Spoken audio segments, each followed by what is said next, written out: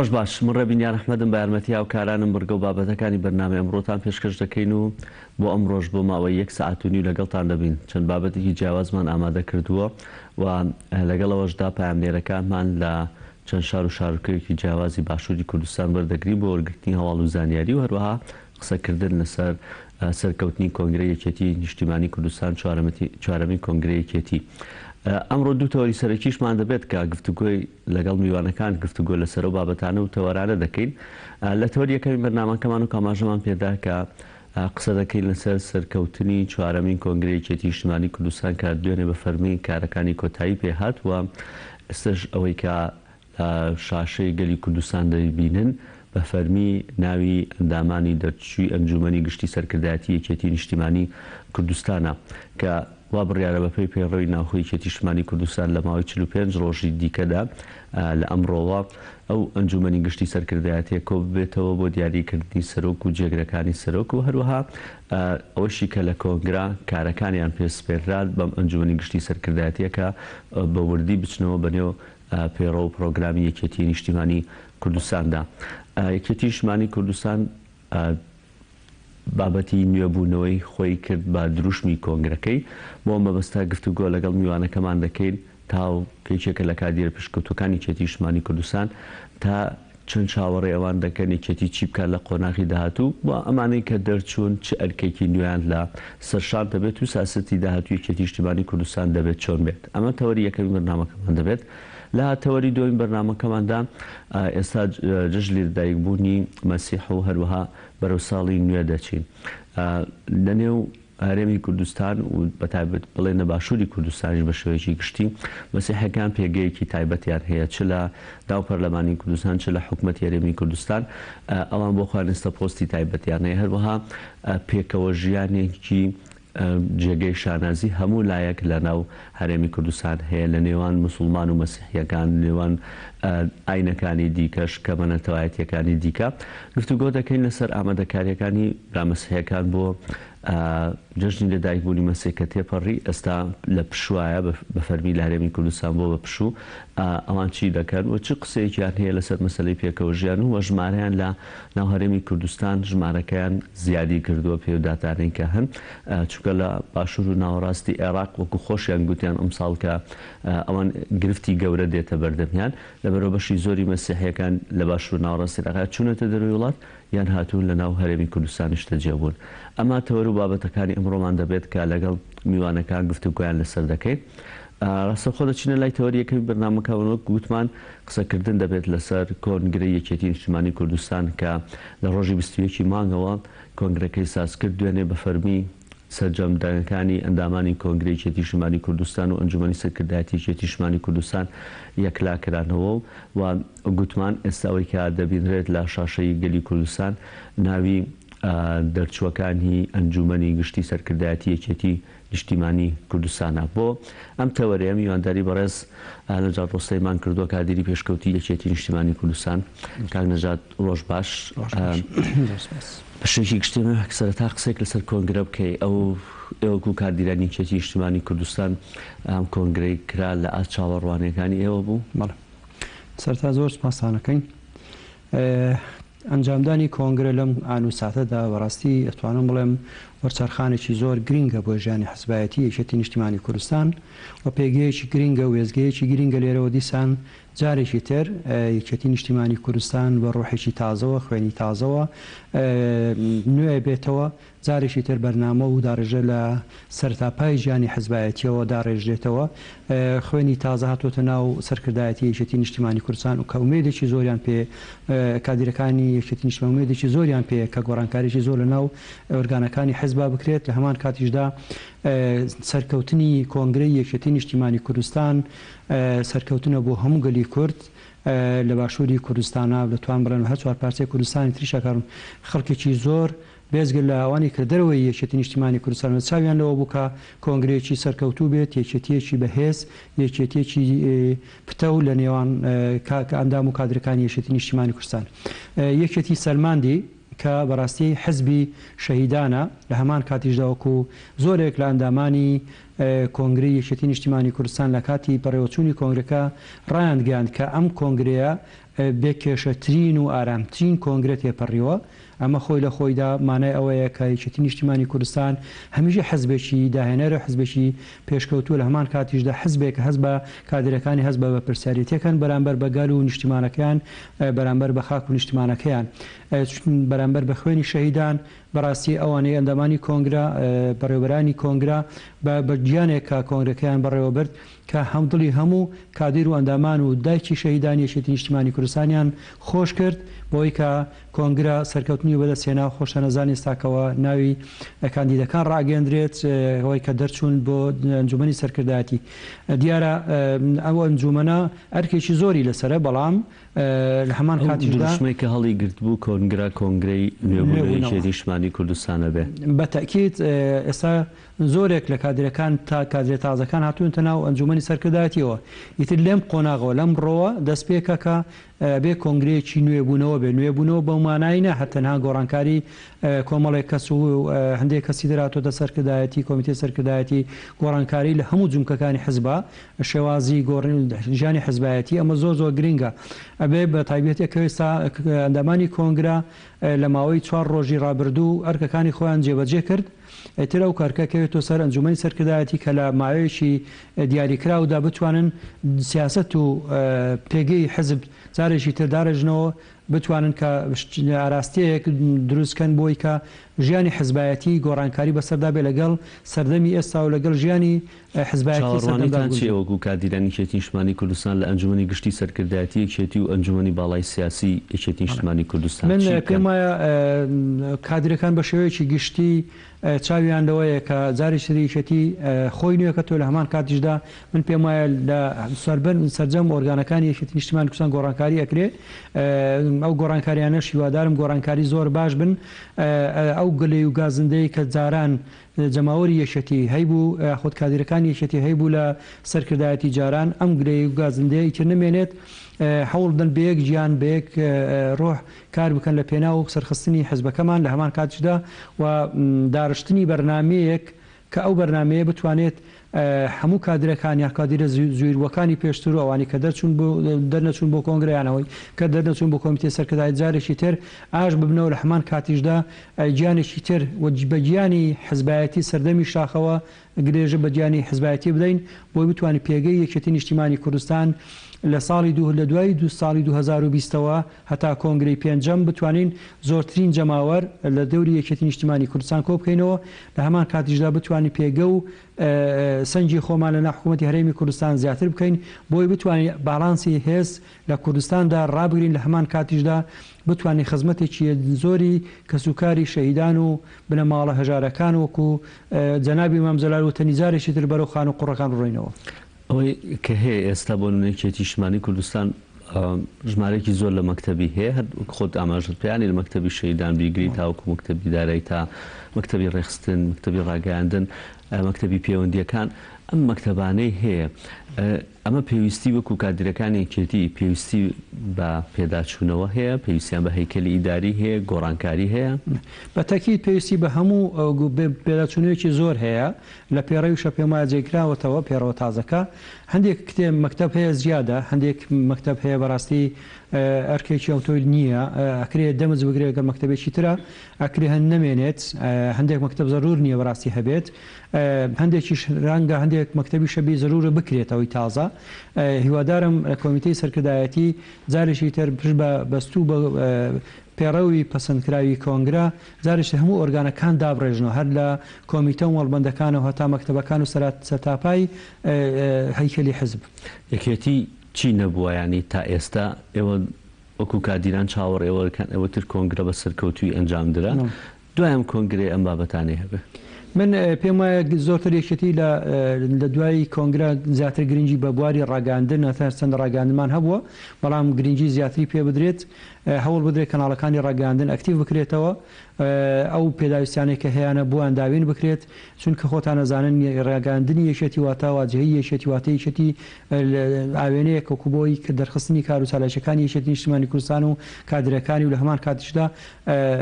دەرخستنی خەباتی ڕابردووی حزبایەتیە. ئەمە یەک لە هەوکارەکان کە هەموو کەناڵەکانی ڕاگەاندن زۆر گرنگی پێ بدرێت کە پێم وایە کەناڵی تریش هەبێت پێویستە لە ژیانی حزبایەتیە کە ڕەنگە کەمتر بەلای حزبایەتی و زیاتر بەلای کێشە گرفتی کۆمەڵایەتیەکان و هەوڵ بدرێت کە کەناڵی کەبێت کە بتوانێت بچێتە ناو ناخی خەڵکەوە کە کێشە و گرفتەکانی خەڵک بخەتەڕ و هەرچەندە کەناڵەکانی یەکێتی نیشتیمانی کوردستان درێخیان نەکردووە بەڵام پێم وایە لەگەڵ نوێبوونەوەی یەکێتی نیشتیمانی کوردستانە کەناڵەکانی ڕاگەاندنیش نوێ بێت و لە هەمان کاتیشدا هەندێک ڕێکخراوی تایبەت هەیە ڕێکخراوی NGOکان جارێکی ڕێ بخرێتەوە بە شێوازێک بەگەر شێوازەکانی سەردەم بگونجێت بە شێوازێک کە حەزب بتوانێت ببنە سێبەر بۆی کە بتوانانی کادیری باش پێ بگەنی. گرنگترین شت لە دوای کۆنگرە هیوادارم ئەنجومەنی سەرکردایەتی یەکێتی نیشتیمانی کوردستانەوە بە هەندێک هەربگرێت کە جارێکی تر ڕێکخراوەکانی کۆمەڵی مەدەنی ڕێکخراوەکانی پیشەیەکان جاریشتە گرنگی زۆر پێ بدرێتەوە بۆی بتوانن لە ڕێکای ڕێکخراوەکانەوە کادر بێتە ناو ژیانی حزبایەتیەوە چونکە ئەوەی سەرماندووە کە هەر کادرێک لە ژیانی حزبی ڕێکخراوەیەوە کاری ڕێکخراوی کردبێ بێتە ناو کاری حزبیەوە زیاتر کادریشی سەرکەوت و پێشکەوتووە. تەنانەت جەنابی ئیمام جەلال خۆی لە یەکێتی قوتابیانی کوردستانەوە هاتوۆتە ناو ژیانی حزبایەتیەوە بۆیە بینیمان پێم وانە کە ڕێبەرێک لە ڕێژهەڵاتی کوردستان لە ڕۆژهەڵاتی جیهانە کە وەکو جەنابی ئیمام جەلال هەم بە وردی و بە سەریقە و بە ورەیەکی بەرزەوە ژیانی حزبایەتی لە هەموو جمگەکانی کوردستانی تێگەیشت بوو کە چۆن ژیانی حزبایەتی کرێت. هەموو گرنگیەکی ئیمام جەلال بەڕاستی ئەو گرنگ ئەوە بوو کە گرنگی بە ژیانی خەڵک بدرێ ژیانی خەڵک بگۆڕێ. بە هیوادارم کۆمیتەی سەرکردایەتیش هەمان ڕێبازی جەنابی ئیمام جەلال بگرێتە بەر زیاتر گرنگی بە ژیانی خەڵک بدرێت و ژیانی ڕێکخراوەی و بە تایبەتی گەنج زۆر گرنگە کە حزب لە دوای ئەم کۆنگرەوە گرنگیان پێ بدرێت خوێنی تازە بێتەوە بۆی لە کۆنگرەی داهات و کۆمەڵی کادری بەتوانا و بە ئەزمون دەسەڵات بگرنە بەر و حزب بەڕێوەبەر. ئێستا ئەوەی کە هەیە لە نێو ئەنجومەنی گشتیوە کە ئێستا لە لەگەلی کوردستانیش بڵاو دەبێتەوە لە ئەنجومەنی گشتی سەرکردایەتی یەکێتی نیشتیمانی کوردستان ژمارەیە کی باش کادری گەنجی یەکێتی نیشتیمانی کوردستان هێڵاونەتە پێشەوە و لە نێو ئەنجومەنی گشتی سەرکردایەتی یەکێتی نیشتیمانی کوردستانن. ئێوە چاوەڕوانیتان چییە لەو گەنجانە؟ دەبێت ئەو گەنجانە چ کارێکیان لە ئەستۆ بێت و چی بکەن بۆ داهاتووی یەکێتی نیشتیمانی کوردستان؟ من پێم وایە ڕێزم بۆ خەباتی هەموو تێکۆشەرانی ڕابردوو کە ساڵانێکی زۆر لە ڕین ڕێزەکانی یەکێتی نیشتیمانی کوردستان خەباتیان کردووە و ئەرچیان کێشا ئەرکیانە سەر بۆ و لە کۆنگرەی ڕابردوو دەرچوون و خەباتیان. هیوادارم ئەو گەنجانێک کە ئێستا لەم کۆنگرەیە دەرچوون ئەوان ببنە واجهەی یەکێتی نیشتیمانی کوردستان، ئەوان ببنە دەسەڵات لە یەکێتی نیشتیمانی کوردستان. ڕێز و حورمەتم زۆرم بۆ ئەندامانی مەکتەبی سیاسی سەرکردایەتی پێش و کە خەباتێکی زۆریان کردووە، بەڵام هیوادارم توانا و هێزی توانای گەنجەکانی ئێستا کە دەرچوون بۆ کۆمیتێ سەرکردایەتی تاقی بکرێتەوە بۆی بتوانن زیاتر خزمەت بە تاکید خوێنی تازە هاتوۆتە ناو حزبەوە گۆڕانکاری زیاتر دروستە بێ. پێم وایە توانایکی زۆر باشانەیە ئەو کادیرانێک کە دەرچوون ومێدەوارم بتوانن کە یەکێتی لەسەردەستی ئەم کادیرانێک کە تازە دەچوون بە تایبەتی گەنجەکان جارێکی تر و سەرخانێکی تر لە ژیانی حزبایەتی دروست بێتەوە یەکێتیەکی بەهێز لە کوردستاندا دروست بێتەوە. سیاسەتی یەکێتی نیشتیمانی کوردستان گۆڕانکاری بەسەردادێت دوای کۆنگرە؟ بەتەکید پێم وایە بەپێی ئەو پێڕەو پرۆگرامە یاخۆ بەپێی ئەو سیستەمی ئێستا هەیە ئەبێ گۆڕانکاری بەسەردا بێت لەگەڵان هەم لە ناو خۆی کوردستان و هەم لە دەروی کوردستانی گۆڕانکاری بەسەردادێت چونکە بەدیدی تازەوە لە ڕوانگەی حزبایەتی تازەوە لە ڕوانگەی گۆڕانکاریانەی کە لە جیهاندا ڕوەدەن ئەبێ یەکێت سەرکردایەتی کۆمیتێ سەرکردایەتی نیشتیمانی کوردستانیش لەگەڵ گۆڕانکاریەکە سەردەمیەکاندا ڕێ بکات. بۆیە من دڵنیام لەوە کە گۆڕانکاری لە سیاسەتی یەکێتی نیشتیمانی کوردستانە بێت بەتاکید. ئەنجومەنی داهاتووی سەرکردایەتی یەکێتی نیشتیمانی کوردستان کە ئێستا هەڵبژێراون و بە فەرمیناوەکانیان بڵاو کرایەوە ئەکیان چیە بێت لە داهاتوودا دەبێت چی بکەن؟ ئەوانەی کە بندەرچوون بەڕاستی پێم وایە ئەرکێکی قورس کەوتۆتە سەرشانیان وەکو جاران کە کادری ئاسایی بوون بە تایبەتی کادیرە گەنجەکان کە ئێستاکە دێنە ڕێبەرایەتی حزب ئەرکێکی زۆریان نەکەوێتە سەرشان خۆ خزمەتکردنی کادیر و ئەندامان و هاوڵاتیانی کوردستان، چونکە پێم وایە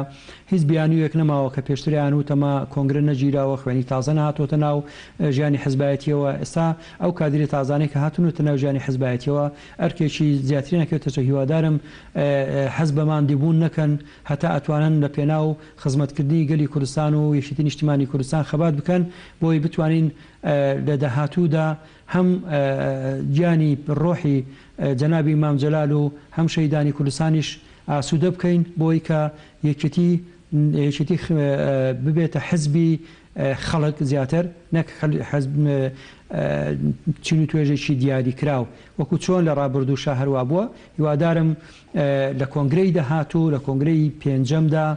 بتوانین کە بە ڕووسوریەوە ئەو کادرانێک کە دەرچوون کاریان کردو بە شانازیەوە بتوان جارێکی تریش خۆیان کاندید بکەن و بۆی بتوان خزمەتی زیاتر خەڵک بکەن. وەکو کادیرێک لە پێگەیەکی نیشتیمانی کوردستان ئێستا لە ناو باشووری کوردستان و عێراقدا ڕازین؟ من بەتەکیت ئێستا پێم وایەوەی کە لە تۆڕە کۆمەڵایەتیەکان و لە پەیوەندی کۆمەڵایەتیەکان واتە لە پەیوەندەکانی خەڵک کادیرەکانی یەکێتی نیشتیمانی کوردستان پێم وایە لەو سەرکردایی کە ئێستا ڕازین لە بەرەوەی خوێنیش تازە هاتوورە. بەڵام گرنگەوەیە ئەو کەنجانەی کە هاتوونەتە کۆمیتەی سەرکردایەتی ئەرچیان پێ بتسپێدرێ ئەوە گرنگە. ئەگەر گرنگەرچیان پێ نەسپێدرێت پێم وایە ڕەنگە ئەوەندە لە وەزح نەگۆڕێ، بەڵام ئەگەر کادری تازەکان ئەرچیان پێ بسپێدرێ بە تەکید پێم وایە حەزب گۆڕانکاری بەسەردادرێ هەمان کادریشدا هەموو کادرێک ڕازیە بێت، چونکە هەموو کادرەکانی یەکێتی نیشتیمانی کوردستان هەموو ئۆرگانەکانە مەبەستیانەوە بوو کە جهاتی گۆڕانکاری لەناو ئۆرگانەکان بکرێ خوێنی تازە بێتە ناو کاری حزبایەتیەوە. یەکێتی نیشتیمانی کوردستان تا ئێستا بە فەرمی لە باشووری کوردستان حزبی دووهەمە، بەڵام ئەو حزبی دووهەمە ئێوەکو کادیرەکانی یەکێتی لەو پێگەیە ڕازین، یعنی لە نێوان حزبی یەکەم و حزبی دووهەم جیاوازێکی زۆر هەیە لە ژمارەی دەنگدان. بەتاکید ئێمە ڕازینە خۆ ئێستا کۆنگرە بۆ کراوە کەزارێکی تر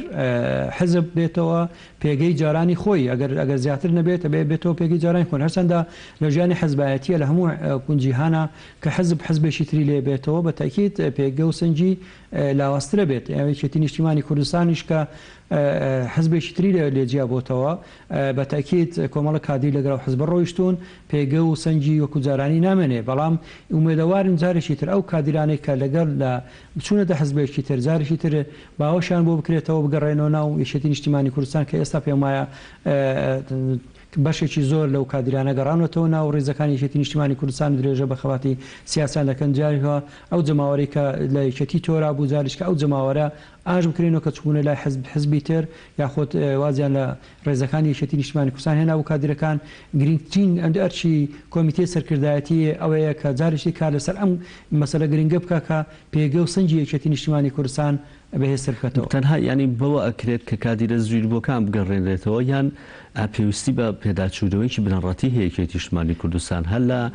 ئەو کتەبانەی کارێکێکیان باسم کرد، ینی یەکێکیان پێویستیان بە خزمەت هەیە، خزمەتکردنی کادیران، خزمەتکردنی کەسوکاری شەیدان کە ئەندامانی سەنگەر. ئەم بابەتانە پێویستی بە پێداچوونەوەیکی تونند و تۆڵ نییە، چونکە ئێستا لەوانەیە هەموو ئەگەر باسی هەرێمی کوردستانیش بکەین دەبینین حیزبەکانی دیکە چون خزمەتی کادیرەکانی خۆیان دەگەن لە جیهانە بینی کە کەسێک خوێنی یاوە کەمەندامی سەنگەر بۆ لەبەر خاتری خوێنی شەهیدە خوێنی یاوە لە پێناوی نیشتیمانەکەی لە پێناوی حیزبەکەی. ئێستا چەند گلەیەکمان پێشووتر دەبیست لە نێو کادیرەکانی یەکێتی نیشتیمانی کوردستانە. پێت وایە چۆن ئەم گلەیانە ڕێک بخرێنەوە دەبێت چی بکرێت بۆ من پێم وایە کۆنگرە بۆ بەسراوە کە ئەو گلەیانە نەمێنێتی لە هەمان کاتیشدا خزمەتی زیاتری کادیرەکانە کۆنگرەکە بەسراوە ئێستا ئەمانە ڕۆشتون ئێوەکو کادیرەکان ینی ئێستاگەر داواکارێکتان لێوەرگرە داواکارەکانی چیە بێت لەوان چی بکەن ینی گرنگترین شت لە ژیانی حزبایەتیە گەڕانەوە بۆ پرەنسیپەکانی پێڕەوی ناوخۆ و لەسەر بنەمای پاداشت و سزایە. بەڕاستی ژیانی حزبایەتیە بێوا بێت هەرچەندە لە ڕابردووە ژیانی حزبایەتی بەو شێوە ناوی یەکێتی نیشتیمانی کوردستان نەمابوو لەسەر ئەساسی بنەما و لەسەر ئەساسی لێهاتووی کادر دانەندرا لە شوێنە ئۆرگانەکانە لەبەرەوەی هەمیشە بەڕاستی نەخۆشیەک لە ناو هەموو حزبەکانی ترتوان بڵم ناوی یەکێتیشا بەدەر نەبوولەوە کە گیانی خزمایەتی و کەسوکار و ئەوانەی کە لە دەوروبەری خۆ دامەزراندن و ئەمانە بۆ بەشی هەر زۆری بەرپرسەکان بووە. ومێدەوارم کە لەو کۆنگرێدا کە کۆمیتەی سەرکردایەتی ئەم دیاردە ناشرینە لەناو حیزبانەی هەڵێت لەسەر ئەساسی بنەما لەسەر ئەساسی تێکۆشان لەسەر ئەساسی لێهاتووی کادیر بڕیار لەسەر لە ژیانی کە حزباتی هەر کادیرێک بدرێت گلەی زۆر بوو هیوادارم لە داهاتوودا ئەو گلەیانە نمێنێ جارێکی تر وەکو پێم وتیە کە ئەبێت کۆمیتێ سەرکردایەتی بەسەر تا پای پێڕە و پرۆگرام و ژیانی حزبایەتی بچێتەوە ئەگەر وا نەکرێت من پێم وایە ئەگەر گۆڕانکاری نەکرێت ئەگەر زیاتر خزمەتی خەڵکی کوردستان و بەتای خەڵکی کوردستان و کادرەکانی حەزب نەکرێت کەواتە کۆنگرە هیچ بەهایەکی نییە ئەگەر لەسەرم پێڕەوە نەڕوات بۆیە گرینگە بەڕاستی من ئەزانم کۆمەڵ خەڵکیشی ێزگار زۆر یەکێتی نیشتیمانی کوردستان زوور بووە هیوادارم کادرەکانی ئێستا جارێکی بە گیانێک جۆش بکرێنەوە کە سەردانی ماڵ شەهیداکان بکەن سەردانی تێکۆشەرەکە دەرینەکان بکەن سەردانی خەڵکی تێکۆشەری یەکێتی نیشتیمانی کوردستان بکە کە ڕەنگە خەڵکی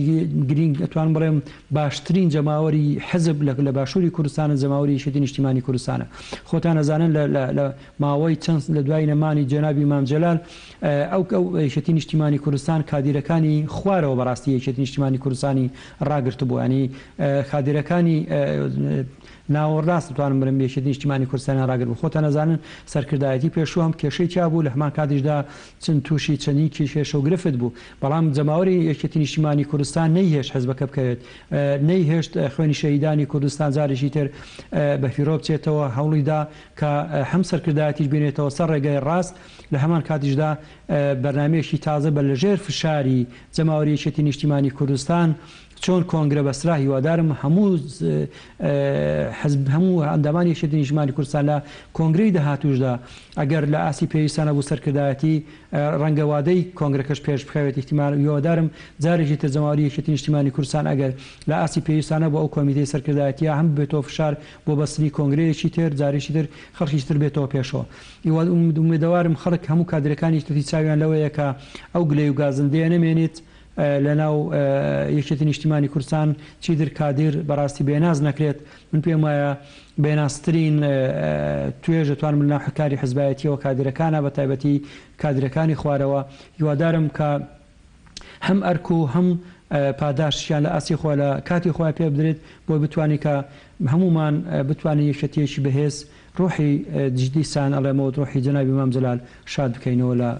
گۆڕە یەکێتی ینی تەنها حیزبێک نەبووە کە تەنها لە باشووری کوردستان بێ بەڵکو لە عێراق شاڕۆڵێکی گەورەیە بۆ دەتوانین بڵێن لە ئاستی ئیقلیمی و نێودەوڵەتیشدا زۆر چاو لە کۆنگرەی یەکێتی نیشتیمانی کوردستان دەکرا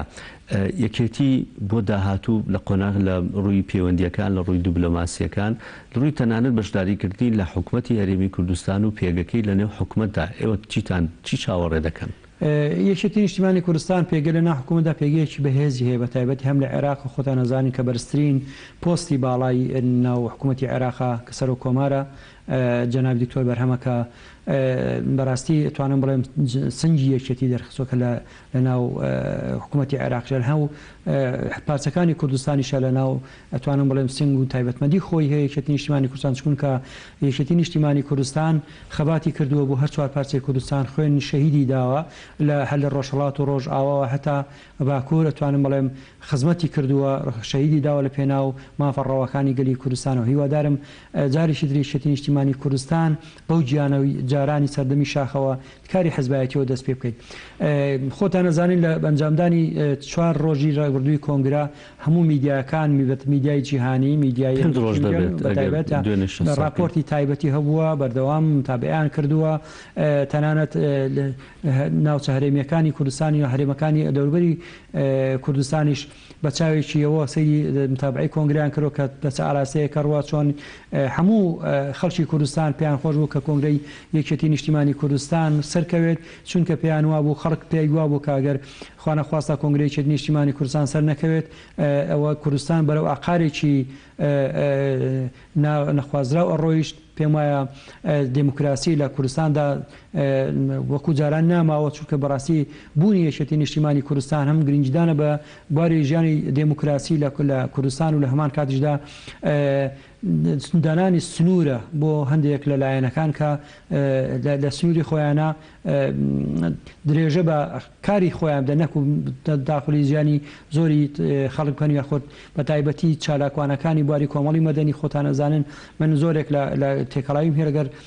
ڕێکخراوەکانی کۆمەڵی مەدەنی و چالاکوانەکان هەمویان بەڕاستی ئاڵێن کە یەکێتی نیشتیمانی کوردستان بەهێز بێت دموکراسیەت پێگەی دموکراسی لە کوردستانە زیاتر بەهێزە بێت ژیانی حزبایەتی زیاتر فراوانە بێت زیاتر خەڵک ئەتوانی دید و بۆچین و خۆیان بە ئازادی دەربڕن. باشە وەکو گوتم ینی لە کۆتای ئەم تەوەرە نزیکە بینەوە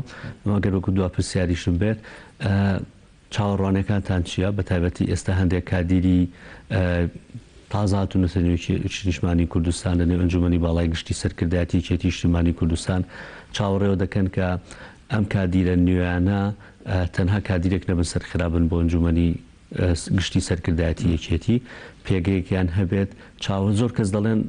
ئەوەی کێتی نیشتیمانی کوردستان دروشمی نیەبوونەوەی هەڵگرت بوو ئەنجومەنی سەرکردایەتەکەی پێشوو بەشی زۆریان ماونەتەوە ئەوەی مەکتەبی سیاسەکەی بوون بۆ ئەنجومەنی باڵا ئێوە بە شێوەیەکی گشتی ئەم تێکەڵبوونەی لێوان ئەو کەسانەی کە چەند ساڵێکە ئەزبوونێکی گەوریان هەیە و لەگەڵ ئەم گەنجانە نوێیە هەردووکیان پێکەوە چه چاوەڕانێکتان لێ هەیە و کۆتا پرسیاری من ئومێدم وایە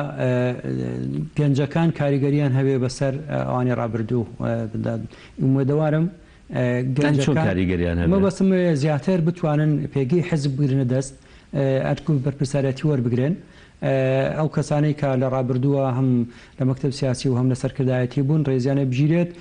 وەکو پڕاوێش وەکو چۆن بتوان ئەوە خۆش بەڕاستی تەجوبێکی زۆر زۆری ژیانیان هەیە لە ژیانی حزبایەتیەوە ڕایۆژیان پێ بکرێ بەڵام هیوادارم واجهەکانی یەکێتی نیشتیمانی کوردستان هەموو ئەو گەنجانە من کات لە کۆمیتێ سەرکردایەتی دەرچوون ئەوانە ببنە واجهەی یەکێتی نیشتیمانی کوردستان چونکە ئەمانی کە دەریچوون خەڵکی تازەنین هەمووی کادیری بە ئەزمونن لە ئۆرگانەکانی تری حزب کاریان کردووە شارەزایەکی ژیانی باشی حزبایەتیان هەیە ئەمە چەپکە هەڵبژێردراوێکی ئەم 121 کەسە بە تایبەتی گەنجە تازەکان کە ڕێژان نزیکەی لە سەروی 60 تا 70 کەسەکە ئەبێت ئەمانە هەمووی پێشتر کاریان کردووە و خوێنی تازن بەڵام ڕەنگە دەرفەتیان بۆ نەبوو بێت کە بگەنە سەرکردایەتی لە ناو 400 کەسان بوونە چەپکە گوڵێک بۆی کە یەکێتی نیشتیمانی کوردستان بەڕێوەبرن ئومێدەوارم من خۆم ئومێدەوارم کە گەنجی تازە بێتەوە جهەی یەکێتی نیشتیمانی کوردستان ئەوانی تر کە بۆ تەنها وەکو ڕایۆژکاری بمێنەوە لەناو حزبە و پێتەکیت ڕایۆژکاریش جیانی حزبایەتی بەرەو پێشترە بە زیاتر بتوانێت کە گرنگی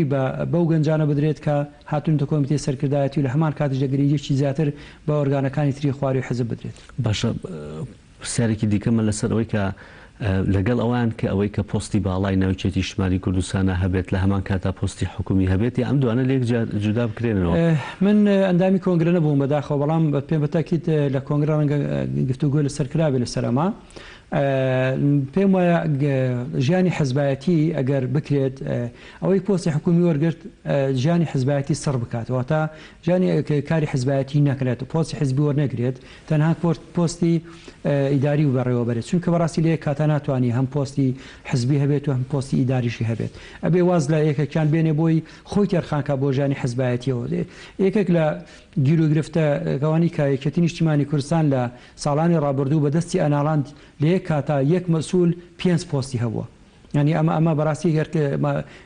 هەڵەڵێکی زۆر خەلەیەکی زۆر زۆر گەورە بوو لە ژیانی حزبایەتیە مەسەلەن زۆرێک لە پۆستەکانی یەکێتی نیشتیمانی کوردستان لە ناو حکوومەتی هەرێمی کوردستانە لە ناو حکوومەتی بەغا بە ئێستاشەوە پۆستی فەراغ ماونەتەوە ینی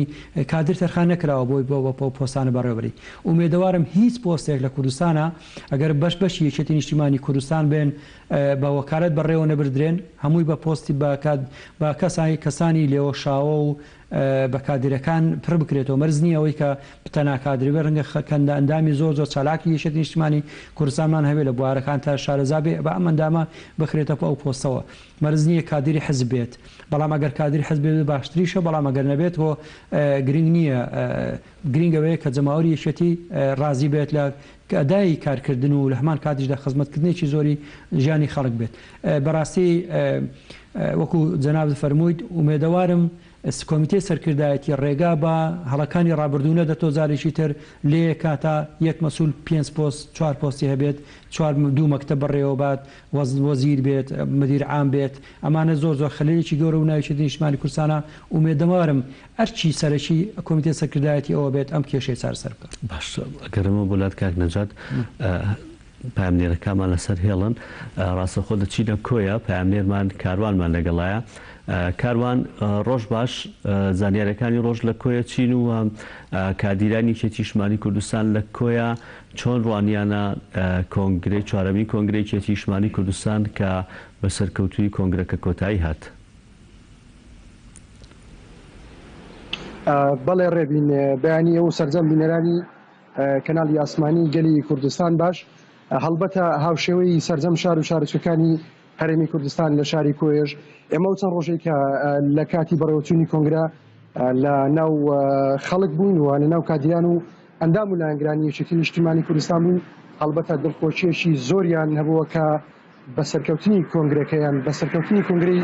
یەکێتی نیشتیمانی کوردستان بە نوێبوونەوە بە فۆرمەکی نوێ بە بەرگێکی نوێ کە یەکێتی دێتەوە مەیدان و تاوی ئەسپی خۆی بدات لە هەرێمی کوردستان و لە عێراق و ناوچەکە ئەوە من دەمەوێت باسی شاری کۆیە بکەم کە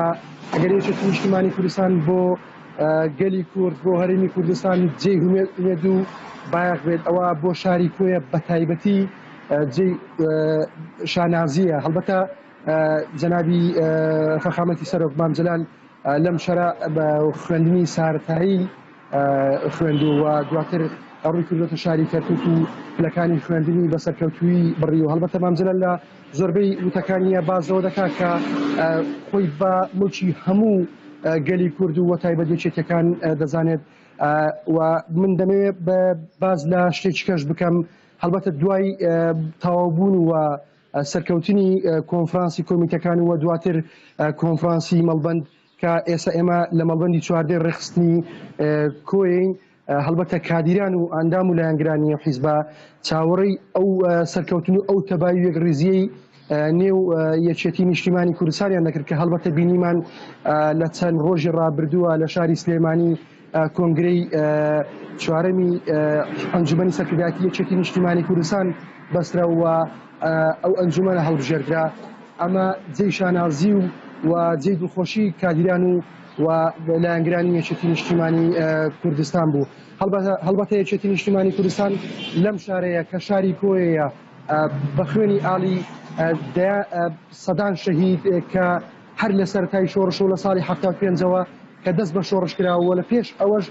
ئەم شارە خوێنی بەخشیوە بۆ گەل و نیشتیمانەکەی و هەڵبەت بۆ یەکێتی نیشتیمانی کوردستان وە بگرە لەم شارەیە زیاتر کە ئەوەی دڵخۆشە زیاتر ئەوەی کە جێی دڵخۆشی کادری و ئەندام و لایەنگرانی یەکێتی نیشتیمانی کوردستانە زیاتر کە سوکاری شەهیدان و ئەم سەرکەوتنی یەکێتی نیشتیمانی کوردستان بە نوێبوونەوە و بە ئاسوودەبوونی ڕوحی شەهیدەکانیان دەزانن و دەمەوێت باس لەوەش بکەم چین و توێژەکان لە قەزای کۆیە لەگەڵ ئەوەی کە لە ڕابردووە یەکێتی نیشتیمانی کوردستان ڕۆڵێکی باشی هەبووە لە ئاوادانکردنەوەی کاروانی ئاوادانی لە هەم لە سەردەمی شاخ و هەم لە شارە و ئێستاش دەیانەوێت لەگەڵ کۆنگرەی چوارەمی حیزبەکان لە ڕێگای نوێنەرەکانیانەوە لە حکوومەتی هەرێمی کوردستان دەیانەوێت کاروانی ئاوادانی و کاروانی خزمەتکردنی کۆمەڵانی کوردستان زیاتر و زیاتر بکرێت بۆ ئەوەی کادیر و هاوڵاتیانی هەرێمی کوردستان ئەوەی کە هەیە لە هەرێمی کوردستان بە یەکسانی و بە عەدالەتی کۆمەڵایەتی دابەش بکرێت نەک لە ناوچەیەک و بۆ ناوچەیەکی تر جیاوازی هەبێت بەڵێ ڕێبین ئەمە دڵخۆشی کادیر و هەوادارانی یەکێتی نیشتیمانی کوردستان بووکە بۆ ئێوەم گواستەوە و ئێمە لە ڕاپۆرتەکانی داهاتوومانە گرنگی و کە سوکاری شەهیدان و چین و توێژەکانی قەزای کۆیە بۆ ئێوە دەگوازینەوە و بەدەر لەمەش دەمەوێت باس لە تەوەرێکی تر بکەم ئەمڕۆ لە شاری کۆیە خولی پلەیەکی کوردستان لە سەر ئاستی هەرێمی کوردستان بۆ یەکەم جارە لە شاری کۆیە بەڕێوە دەچێت لە نێو یاریگای یانی وەرشی کۆیە و سکوڵی وەردشی لە ناو شاری کۆیە بەڵێ ئەگەر شتێکتان نەمابێ من دەگەڕێمە لایەوە کاروان ئەو یاری خولی پلەیەکی کوردستان لە یعنی کۆی یاریەکات لە نێو خولەکەی لەگەڵ کێ بێوە تەوەری دوای بەرنامەکەشم لەسەر مەسیحیەکان دەبێت بزانم ئێستا جژنی لەدایک بوونی ئەیسایە و لە هەمان کاتیشە بەرەو ساڵی نوێ دەچین مسیحیەکانی کۆیە خۆیان چۆن ئامادە کردووە چالێکێکیان هەیە لە ناوشاری کۆیەوە چی ئامادەکاریە کراوە بۆ ساڵی نوێ لە کۆیە؟ بەڵێ ڕێبین هەڵبەتە تەوەرێکی زۆر باشە دروژان سەبارەت بە برا مەسیحیەکانی کۆیە لە شاری کۆیە هەڵبەتە لە گوندی هەرمۆتا ژمارەیەکی بەرچاوی پەیڕەوانی ئاینی مەسیحەیە هەڵبەتە لەم شارەیە لە دێر زەمانەوە پێکەوە ژیانی سەرجەم ئاین و ئاینزاکان ئەهەمیەت و تایبەتی خۆی هەبووە لەم شارەیە وەکو برا من دەمێ بازەوە بکەم هەم جوولەکە هەم مەسیحی هەم مسلمان لەم شارەیە ژیاون بڵنگۆی هیچ مزگەوتێک زەنگوڵی هیچ کەنیزەیەکی مزگەوتی بێزار نەکردەوە پێچەوانشەوە زەنگوڵی هیچ کەنیسەیەک بڵنگۆی مزگەوتی هیچ مزگەوتێکی بێزار نەکردو وەکو برا بەتەبایی لەم شارەیە ژیاون هەڵبەتە کە دوێنێ 25 مانگ و یادی لەدایکبوونی حەزرەتی مەسیح بوو لەم شارەیە لە دوو کەنیسەی جیاواز لە کەنیسەی مارویس بووە کەنیسەی گوندی هەرمۆتا ڕێوڕسمی ئاینی زۆر جوان و بە بەشداری برا مەسیحیەکانی شاری کۆیە بەڕێوەچوو لە نێو گوندی هەرمۆتەیەوە لە وەکو جەژنانە و هەڵبەتە برا مسلمانەکانیش چۆن لە جەژنی قوربانە برا مەسیحیەکان سەردانی ئەوان دەکەن بە پێچەوانەشەوە برا مسلمانەکان دوێنێ سەردانی برا مەسیحیەکانی خۆیان کرد لە گوندی هەرمۆتا. یاریەکە کاروان یعنی کۆی یاریەکە ئەوەندەی من زانیاریم هەبێ ئیچەتی تۆپی کوردستان خولەکانی ڕاگرتووە خولی پلەیەک ڕانەگیراوە ئەمە بەڵێ ئەم خولەی کە کراوەەوە منەوەندەی کە زانیاری مەرگتوێ لە بەڕێبەری یانی وەرچی کۆیەکە پەیوەندیم پێوە کرد باسی لەوە کردم خولە لەسەر ئاستی هەواوی هەرێمی کوردستان دەبێت بۆ یەکەمین جارە خولی بالەی لەسەر ئاستی خولی بالە دەبێت لە نێو یاریگای یانی وەرشی کۆیە و سکۆڵی پەروەردەی وەرزشی ئەمە پاشکەمێکی تر دەچینە ئەوێ بۆ ڕوومالکردنی کۆی ئەو یانێکەوە بڕیارە لە نێو یاریگای یانی وەرشی کۆیە بەڕێوەچی هەڵبەتە یاریەکە خولی بالەیە ڕێبین. زۆر سپاس بۆ هاوکارمان کاروان کە بە شێوەیەکی ڕاستەوخۆ لەگەڵمان نبووی سپاس بۆ زانیاریەکانت بابەتێکی گرنگت بۆ ڕژاند کە لە خولی تۆپی بالەی تاپی بالە بوو بوورە من لێم تێک چۆن زانیە تۆپی پێیە دیارە خولی بالەی یانەکانی کوردستانە کە لە کۆیە ئەنجام دەدرێت زۆر سپاس بۆ زانیارەکان دەگەڕم و بۆ لای میوانەکەوان کاک نجات دوپرسیار بێت لە بابەتێکەکەین ئەوەی کە بە پێی پێڕەوی ناوخۆی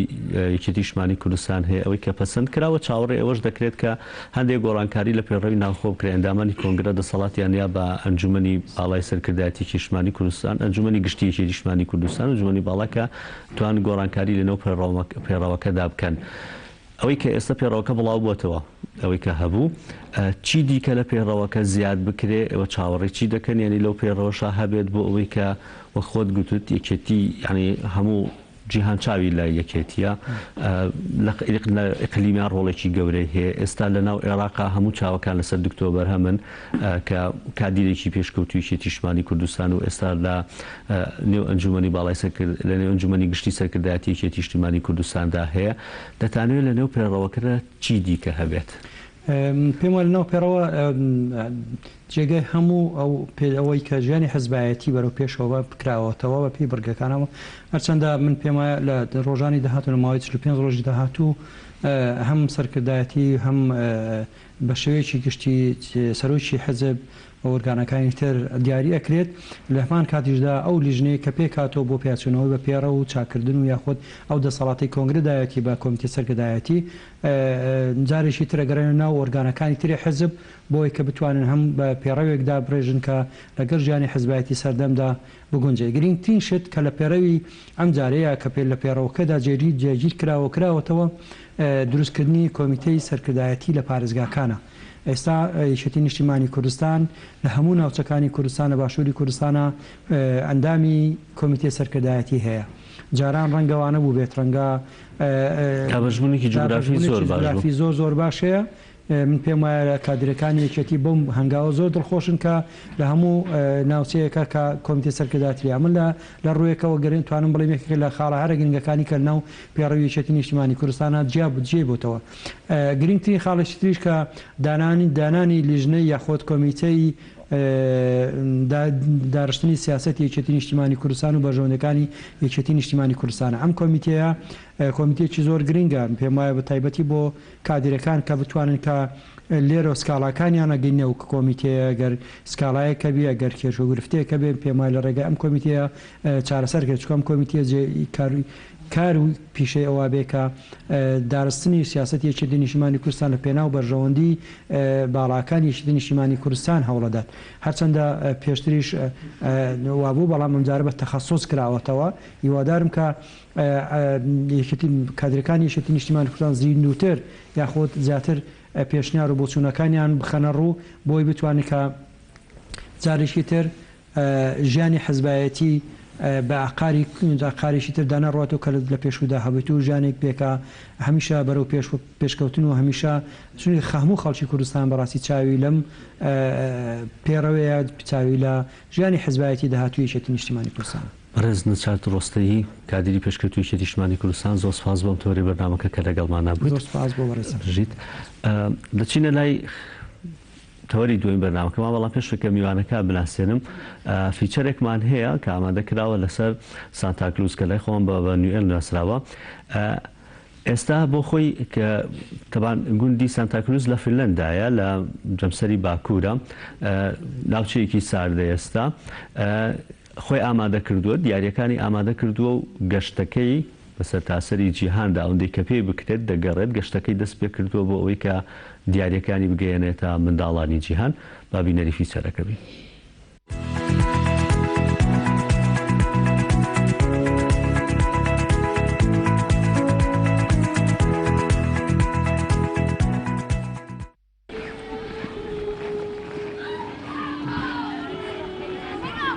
ئامادەکاریەکان لە گوندی سانتاکلوز لە جەمسەری باکووری گۆیزەوی 8 کیلۆمەتر لە باکووری ڕووفانامی پایتەختی لابلاندی فینلاند لەم کاتانەی ساڵدا تاوەکو سەعات 11 پێشنیوەڕۆ خۆر هەڵنایەت. Mary, I think in Great Britain. Oh, yes. Yeah, this might be for Mary. All right. Yes. Yes. All right. And how about this small one? بەڵام سانتاکلوز و لیژنەکانی ئامادەکاریەکانیان پەک ناخەن بە جددی کارەکانیان دەکەن.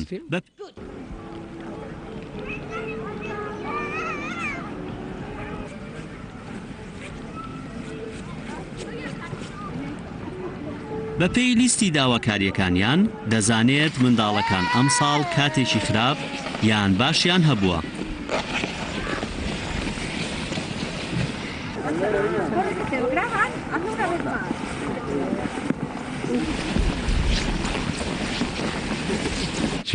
منداڵەکان ئەم ساڵ بە شێوەیەکی گشتی نەرمونیان بوون لەگەڵ ئەوەی هەندێک ڕۆژانی قورسیان هەبوو بەڵام ئەوان دەزانن لە دوای ڕۆژێکی خراپ چی دەکەن. داوای لێبوردن لە بەرامبەرەکانیان دەکەن بەڵام کێشەکە لای کەسە پێگەشتوەکان بووە بە تایبەتی باوانیان. بۆ ئەوانەشی کە ناتوانن ڕاستەوخۆ سانتا ببینن فەرمانگەیەکی پۆستەی کۆن لە گوندەکەدا هەیە و لیژنەکان سەرقاڵی کردنەوەی نامەکانن. ساڵانە لە سەرتاسەری جیهانەوە نزیکەی 9 ملیۆن نامە و کارتی ئاواتخواستنیان پێدەگات.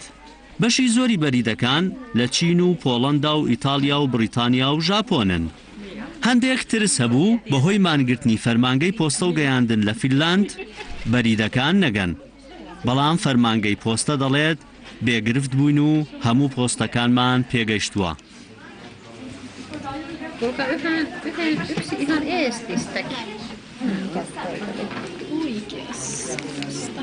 A lot of kids ask for Legos and books. ساڵانی ڕابردوو بەشی زۆری منداڵەکان داوای یاری و کتێبیان دەکرد بۆ ئەم ساڵ زیاتر داوای یاری لۆڵ و یاری جلوبەرگی فرۆزن و بێگومان فیلمیش دەکەن. And the movies, of course, as well.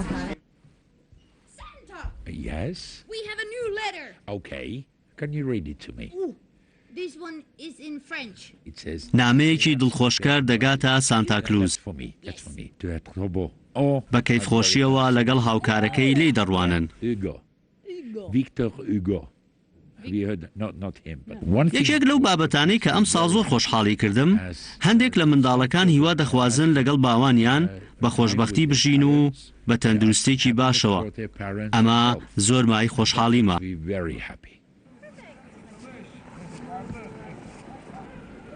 بە گوێرەی ئاماری فەرمانگەی گەشتوگوزاری ناوچەکە ساڵانە نزیکەی 9 ملیۆن گەشتیار سەردانی ناوچەکە دەکەن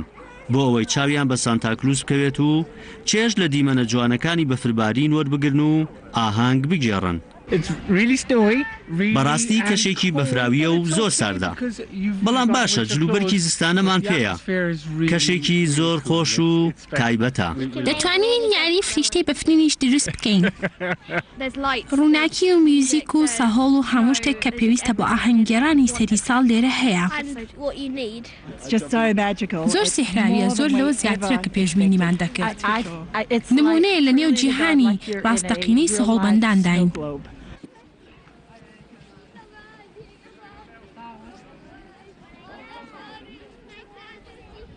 لە هەموو شوێنێکی جیهان ئەم کەشە ڕۆمانسی و خۆشحاڵیە نییە.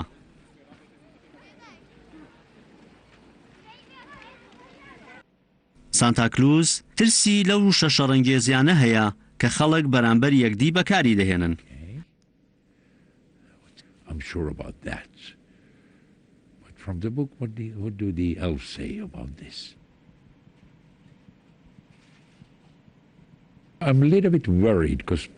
هەندێک جار لە کاتی قسەکردن و نووسیندا هەندێک وشەی زۆر ناخۆش لەگەڵ یەکدی بەکاردەهێنن کە زۆر قورسە بۆ ڕوحێتی بەرامبەرەکەت. زۆر جوان دەبێت و من خۆشحاڵ دەبم ئەگەر خەڵک وشەی جوان و هاوڕێیانە بەرامبەر بە یەکدی بەکاربهێنن.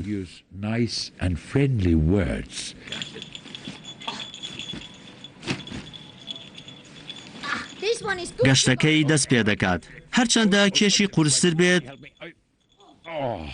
ئەم کەیف خۆشترە، دڵی منداڵێکی زیاتر خۆشحاڵ دەکات.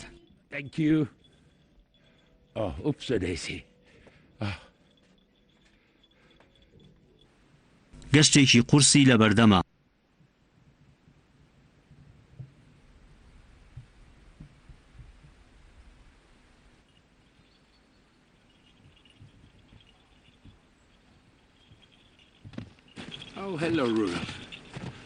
پێویستی بە دڵنەوایی ڕۆڵفیش هەیە.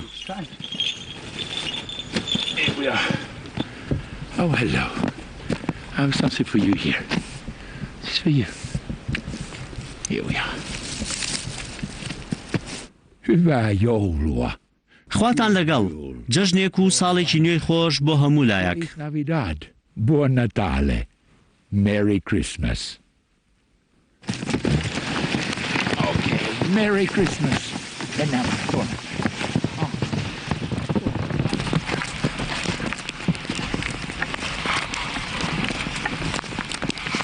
پیاوێکی چاکەکار و بەسۆز.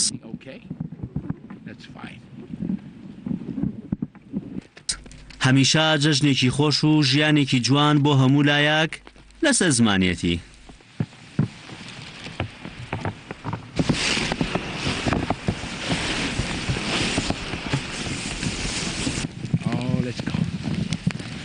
Merry Christmas. ڕەمی یارەحمەت گەلی کوردستان.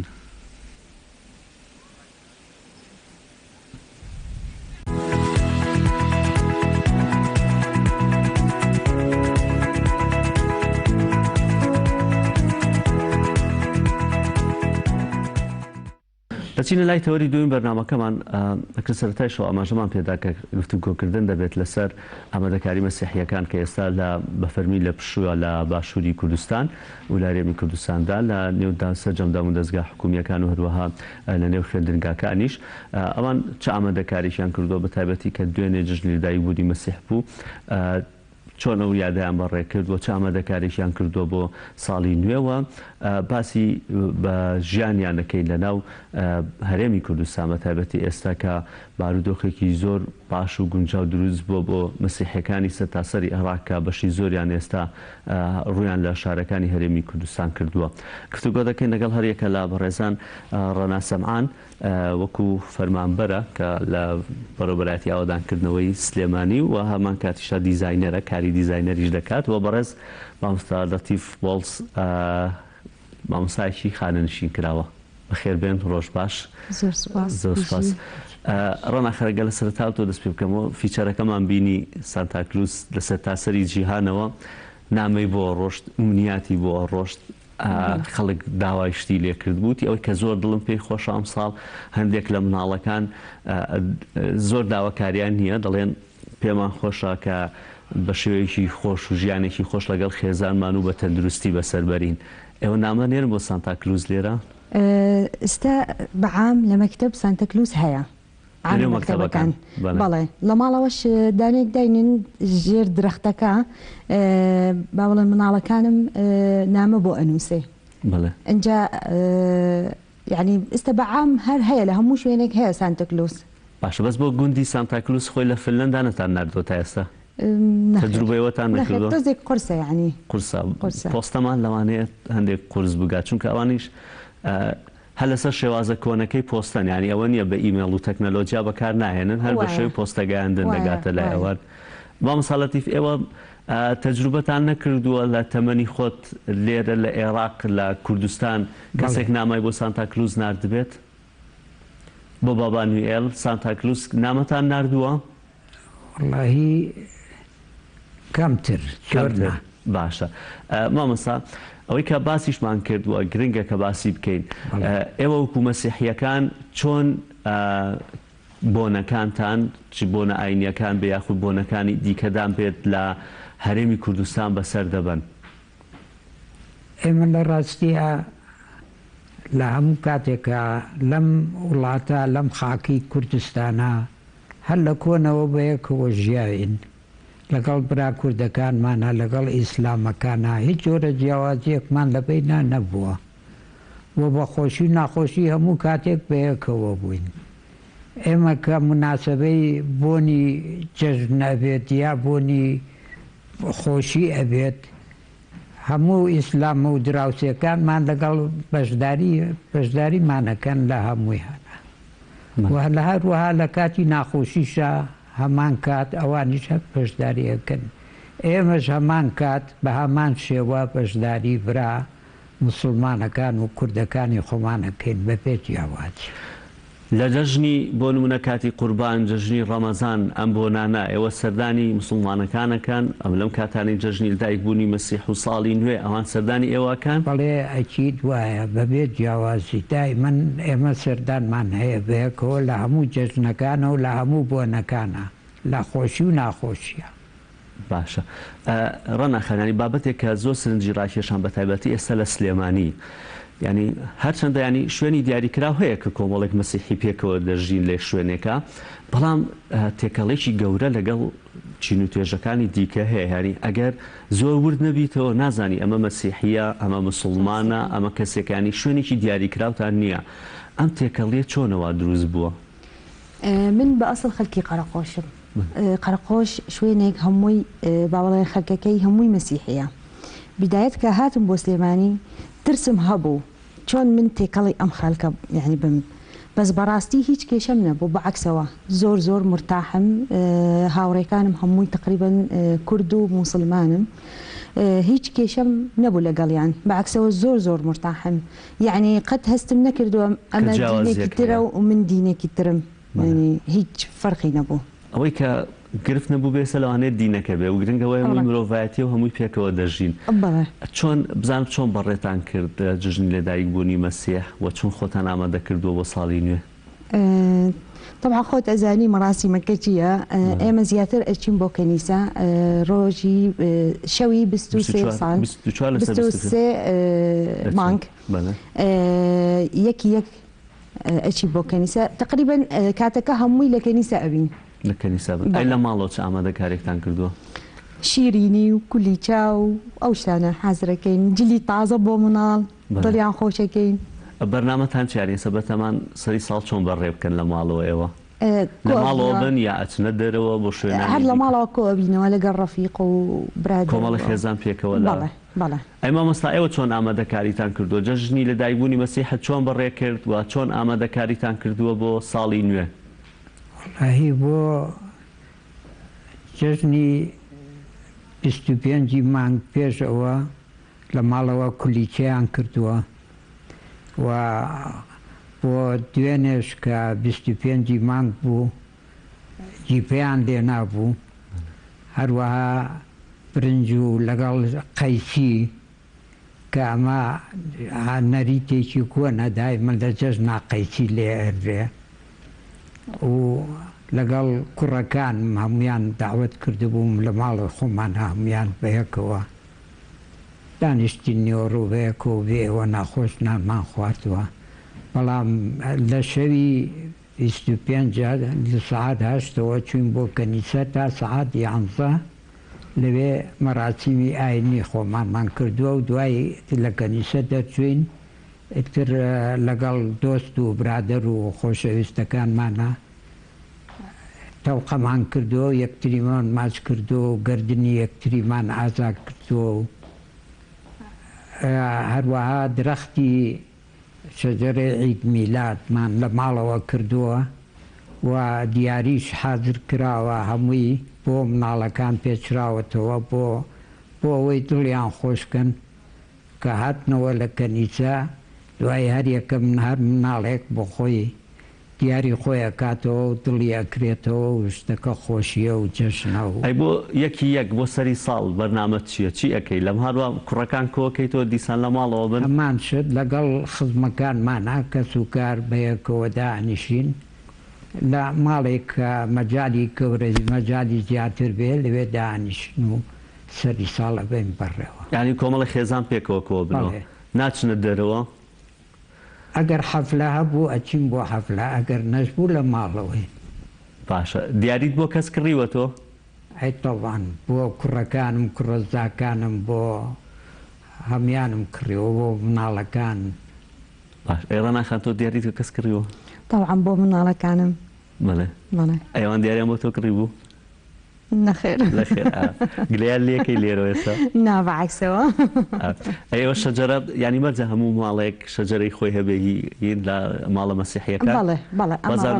ئەم ساڵ کێبڕکەی شتان ساز کرد بوو لە کەنیسەی ماری یوسف لەسەروی کە جوانتری شەجەرەکێ بوو لە ماڵەدای نەبوو خۆم بوو تۆ دەرچیت لەگەڵ دوو کەسێکی تر پیرۆزایتۆر خۆ دیزاینەری زۆر سپاس هەمووی ئیشی دەست بوو درەختەکە ینی با بڵێن زینەکەی هەمووی ئیشی دەست هەمووی بەدەستی خۆمم کردووە باشە سەرکەوتوو بیت ئەو شەجەرەی کە ینی تۆ بووی بە یەکەم ئێستا بەڵێ نەباشە پیرۆزە دەچینە لای پامنێرمان لە هەولێر بزانین ئامادەکاریەکان بۆ ساڵی نوێ چیە لەوێش سەرباز ڕۆژ باش لە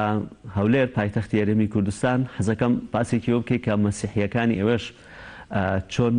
جژنی دایکبوونی مەسیحیان بەڕێ کرد و ئامادەکاریەکان بۆ ساڵی نوێ چین بە شێوەیەکی گشتی لە پارێزگای هەولێر و ئەینکاوەش بەڵێ ڕێڤینار بەیانی تۆ و سەرجەم بینەرانی گەلی کوردستان باش ئامادەکاریەکان لە شاری هەولێر ینی هەر لە با بڵێن چواردەورەی قەڵاوە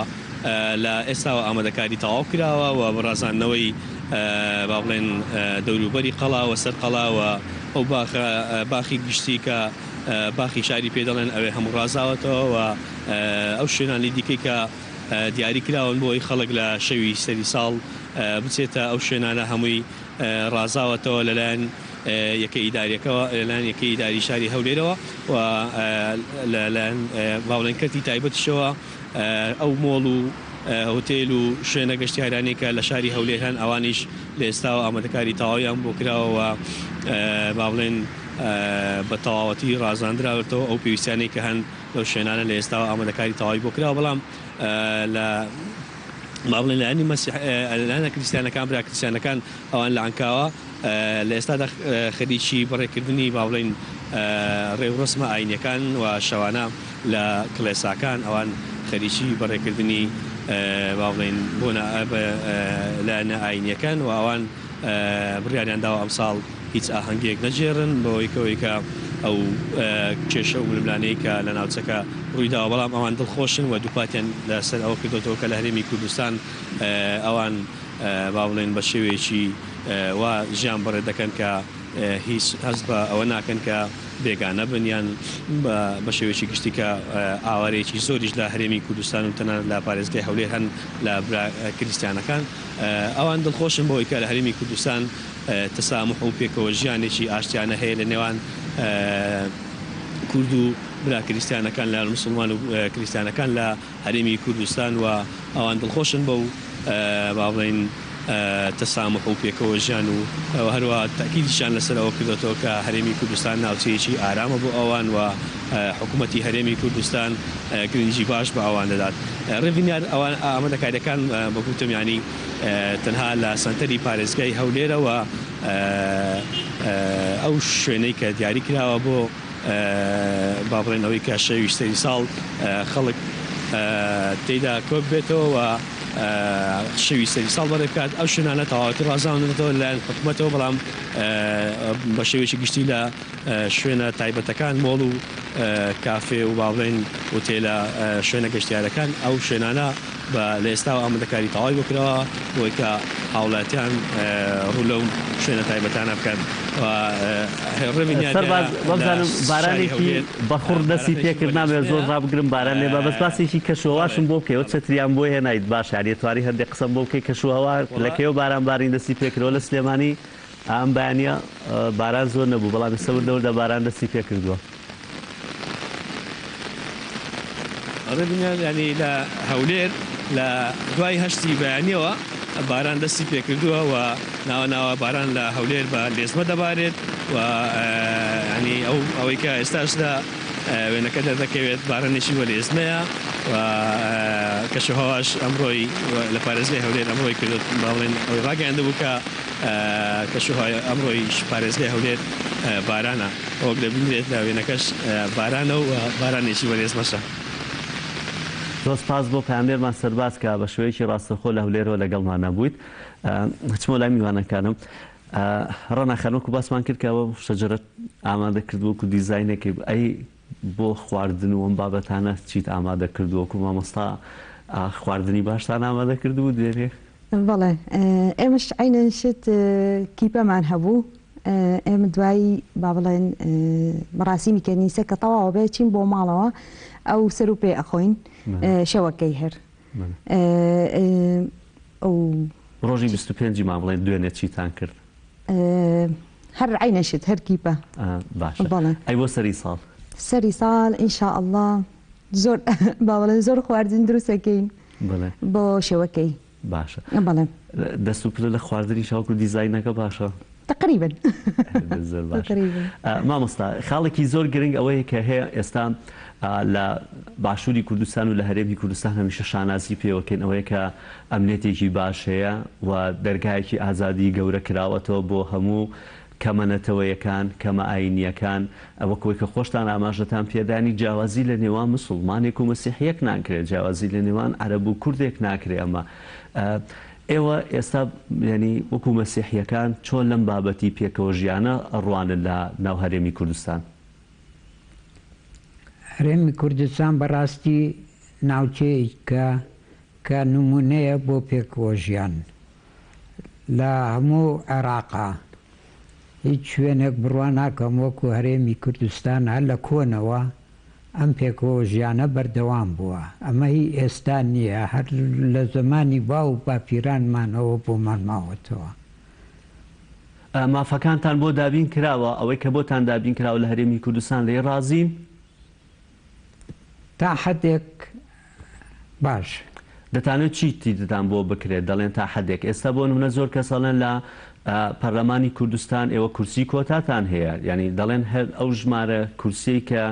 ئێوە بەدەستی دەهێنن لە چاو دەنگدانی گشتی ژمارەکە هێشتا کەمترە، بەڵام ئەمە وەکو پێکەوە ژیانێک وەکەوەی کە ئێوە پێگەیەکی فەرمیتان هەبێ ئێستا وەزیرتان هەیە لە ناو هەرێمی کوردستاندا چی دیکەتان دەوێت بۆتان بکرێت؟ والله ئەوەی ئەمانەوێ بۆ ما بکرێت زیاتر ڕێز بگیرێت زیاتر غەدر لە بەعدێ جێگا غەدر ئەکرێ زەوی زاریان لێ داگیرەکرێ یا خانویان داگیر ئەبێ ئێمە ئەو شتانەمان ناوێ ئەمانەوێ هەمووی بەیەک چاوچێت. لەکوێ زەوی زارتان لێ داگیرەکرێت لە هێرمی کوردستانە لە عێراق مەبەستە؟ لە کوردستانە نە زیاتر لە بەغا زیاتر لە مووسڵ ئەو شتانە بەعجشت ڕوئات کە خۆش نییە یانێ ئەوەیە. ینی لە ناو پێگەکەتان بە شێوەیەکی گشتی لە هەرێمی کوردستان ڕاژین؟ شێوەیەکی گشتی ئێمە لە کوردستانە زۆر مرتاحین هیچ موشکیلەمان نییە هەموو بەیەک چاو سەیرەکرێن غەدرمان لێ نەکراوە تا ئێستا. تایبەتمەندیشتان پێدراوە ینی دەتوانین بڵێن کە لەوەی کورسی کۆتاتان هەیە لە ناو پەرلەمانی کوردستان